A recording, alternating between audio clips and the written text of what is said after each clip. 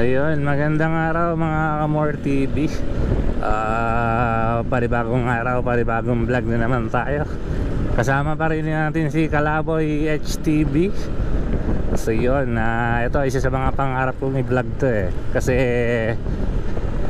ito yung tinatawag na Project of the Century. Itong Metro Manila Subway. So yun guys, dito nga tayo ngayon sa sa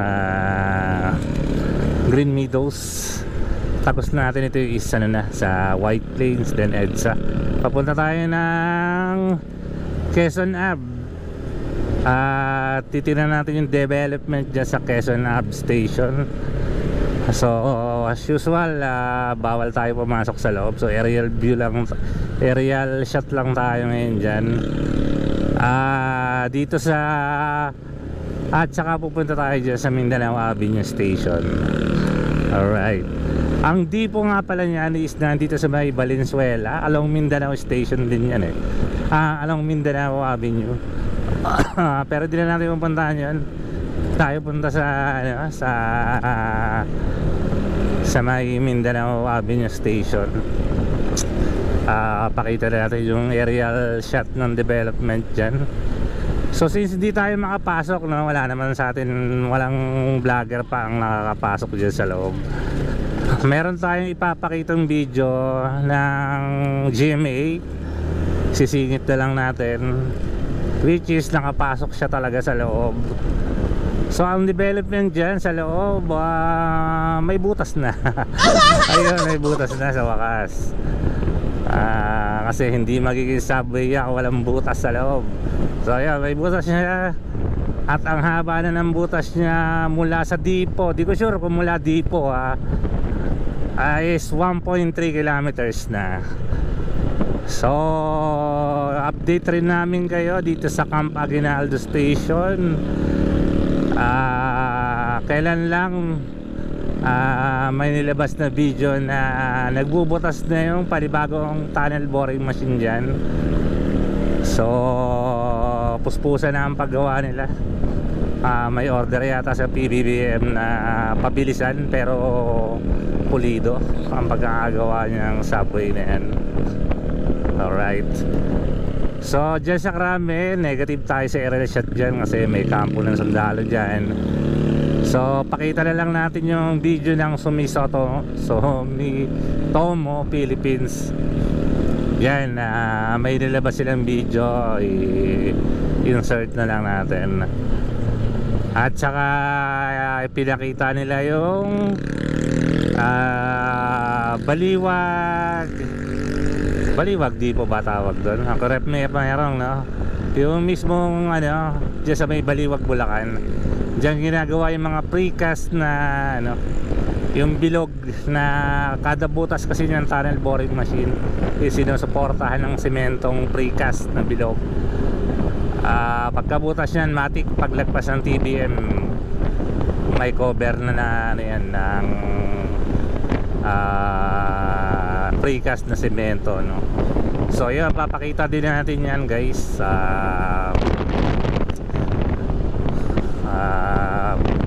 pamamagitan ng video ng Sumitomo Philippines. Sumitomo ba? Tama ba yan? So yun guys, samahan nyo kami. Ang bibisitahin namin ngayon is Quezon Ave Station at saka yung Mindanao Avenue Station. So ang papasok na dyan is yung GMA. Papasok dyan sa loob. Papakita na lang namin para sa inyo, Kalaboy TV. So yun guys, ang tabay lang kayo. Palabas na kami ng White Plains. So supportahan nga pala natin guys, meron na si Kalaboy HTV is meron ng 800 plus subscriber. Konti na lang, monetize siya, tulungan natin siya guys. So ito yung page niya guys, paki-subscribe naman ang kanyang channel, paki-supportahan natin ang mga local vloggers, yung mga ganitong vloggers na tumututok sa mga infrastructure ng gobyerno. Kung gusto niyo yung mga ganitong vlog, palike and subscribe na rin sa aking channel, sa mga bago pa lang. pa-like, pa-subscribe at saka pa-share na rin. Ayun guys, sige, salamat. Kita-kits tayo dun sa North Avenue Station. Yung guys, itong nasa bandang right side, dyan banda yung ano, Quezon Ave Station. So try natin. Pasok kaya tayo dito sa bike lane, ano? Pasok tayo.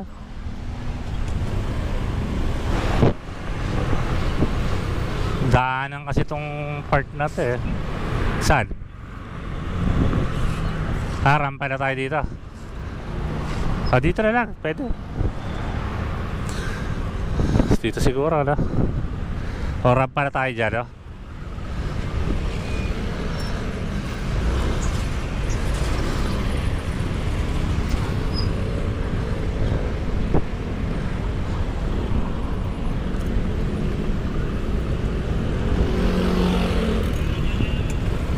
So yun guys, andito na tayo sa ano, pumarada muna kami dito ng Kalaboy sa sa gilid. Ito na yan, ito Quezon Ave Station. Ayan.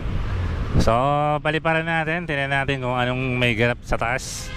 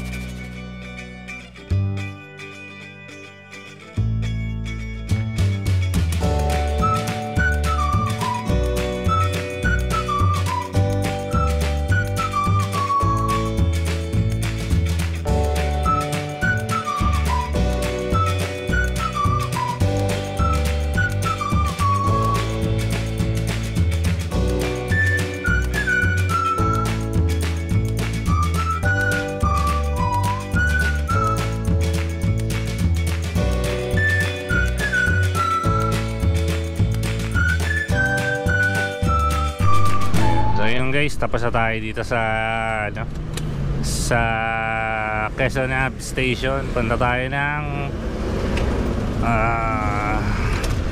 tawag nito, Mindanao Avenue Station. So yung papasok nito sa loob, insert na lang natin yung ano ng GMA video ng GMA. Pumasok sila sa loob eh. So allowed sila pumasok sa loob, tayo hindi. So ano lang tayo. So yun guys, itong Mindanao Avenue Station is katabi nitong ano, Abida Tower. Ito yung inakakala ko dating common station eh. Ha? Yung alin? Butas? Wala eh. Wala pa yatang butas yan, nire-ready pa lang. Oo.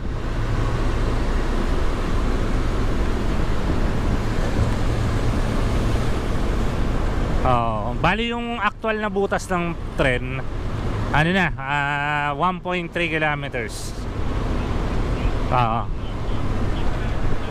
Ang nabutasan, ano na, umaabot na ng 1.3 kilometers. Alright guys, dito na tayo sa ano, North Avenue Station ng MRT 7. Guys, kung ano, check nyo yung video namin dito. Tignan nyo kung may improvement ba, kung malaki ba improvement itong North Avenue Station. Kasi ang soft opening dyan is last quarter nitong taon na to, by December malamang. Kaya ba? Kaya ba? Tingin nyo, kayang ano, ihabol sa opening? Tingin ko kaya naman ano. Konting hilamos na lang yan. So yun, dito na tayo. Papunta na tayo ng Mindanao Avenue.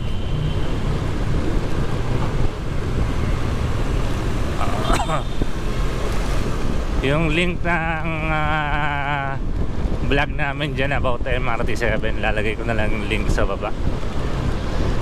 Kasama dyan natin si Kalaboy HTV. So ito, pasok tayo ng Mindanao Avenue. Sana umabot.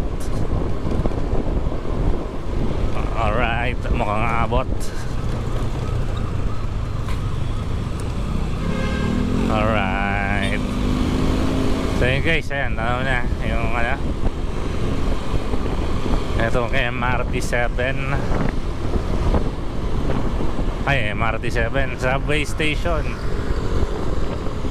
dito sa ano, Mindanao Avenue. Ang ano yan, pinaka-depo niyan is dun pa, abante pa dun. So hinto muna kami ng Kalaboy HTV. Paliparan natin ng drone tong area na to.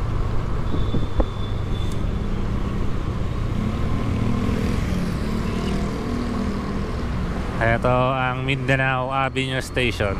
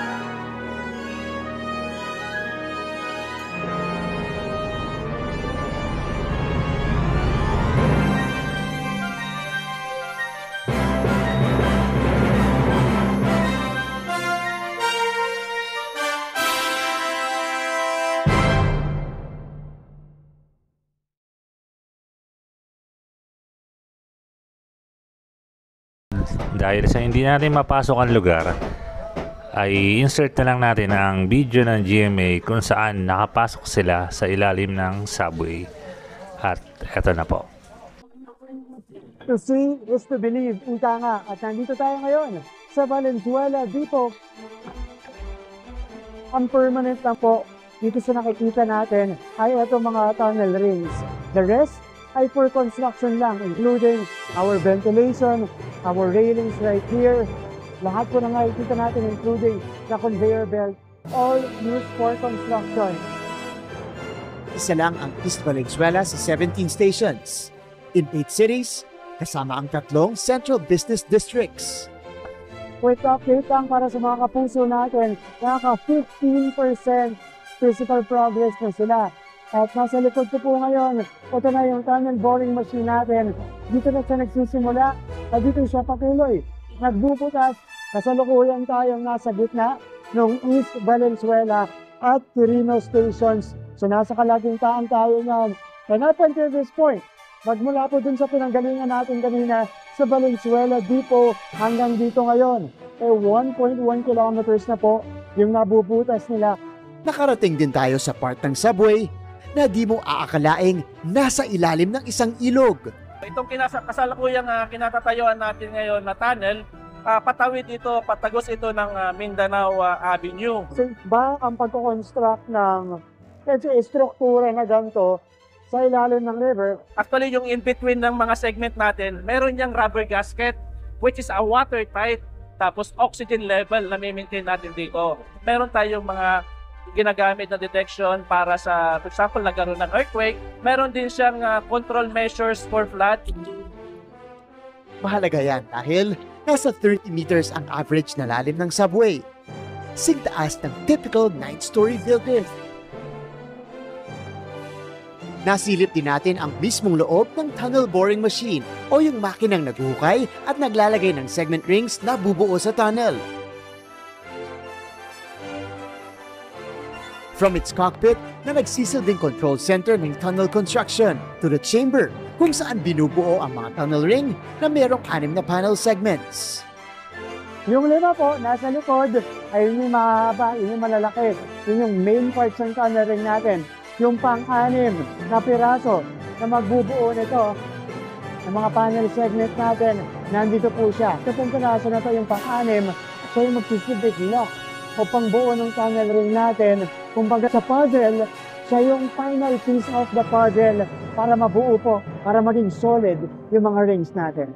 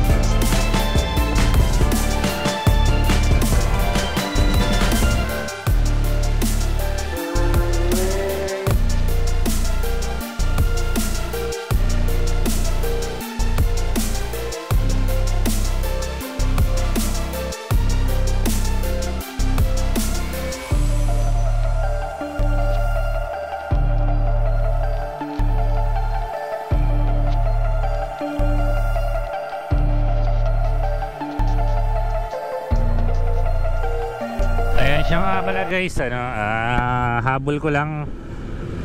Yung tunnel boring machine na gumagana is nasa 2 or 3 na, no?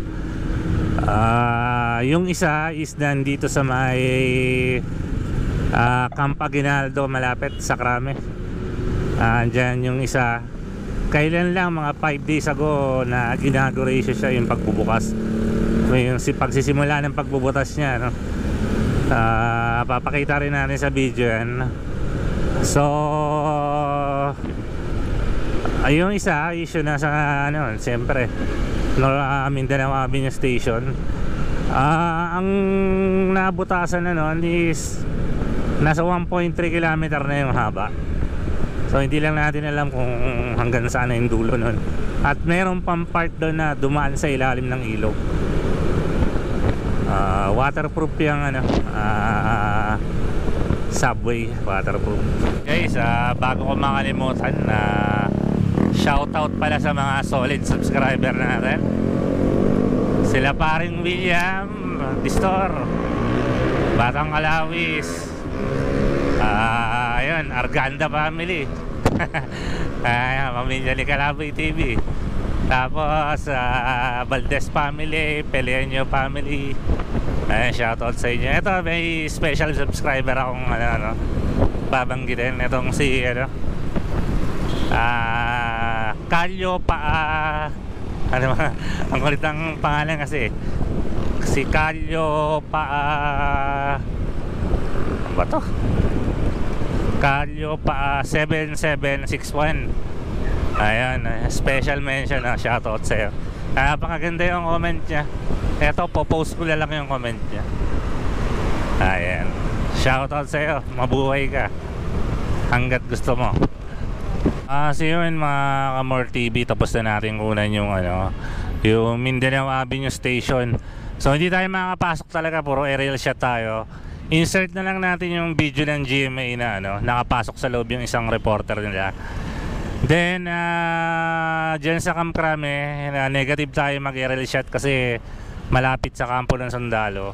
Baka i-take down yung drone natin. So naglabas naman yung Sumitomo ng video. Insert na lang din namin yung video dito ng Sumitomo. Kasama dun yung pinaka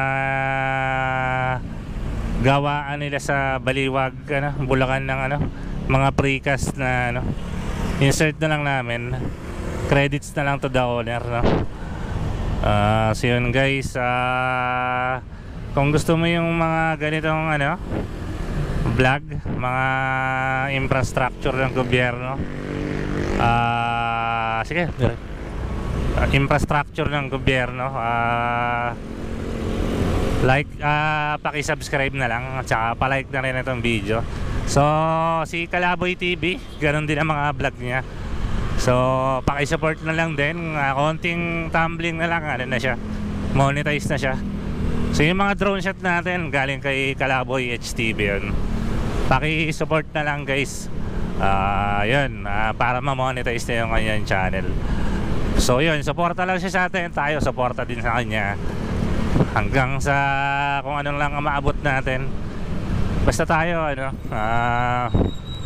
kung ano lang yung kaya natin i-vlog, yun lang. Hindi naman lahat na pwede natin ma-please. So yun guys, maraming salamat. Dito na namin tatapusin yung video na to. So kung nagustuhan mo yung video na to, paki-like naman. At saka kung bago ka sa akin channel, pa-subscribe na rin. Pati na rin si Kalaboy TV. Maraming salamat. Paalam.